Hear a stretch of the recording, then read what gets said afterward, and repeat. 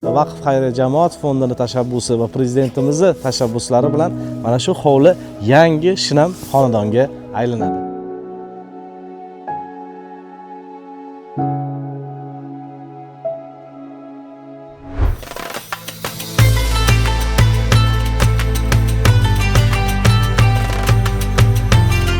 Toshkent viloyati Zangiota tumani asl mahalla fuqarolar yig'ini Yangi hayot ko'chasida yashovchi boquvchisini yo'qotgan oilaning qurib bitkazilmagan uylarini zamonaviy va chiroyli tarzda to'liq bunyod etilib, yashashga tayyor holatga keltirildi.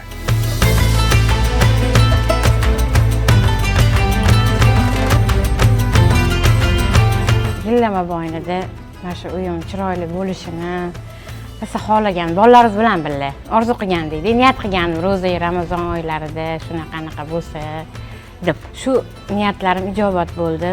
Prezidentimizga shu hammasiga kattakon rahmat deb aytaman. Hamisha duo qilib o'tamiz bolalarim bilan birga. 17 yil bo'ldi yashaganimizga. Miyalarida o'simta bo'lgan. Onamdan keyin 20 kundan keyin xo'jayinim o'tib qoldilar. Juda og'ir ahvol. Tushtumlik. Uni faqat Alloh, men o'zim bilaman. Vaqf xayriya jamoat fondiga hammaligiga kattakon rahmat. Muhtaram davlatimiz rahbari tomonidan olib borilayotgan izchil siyosat.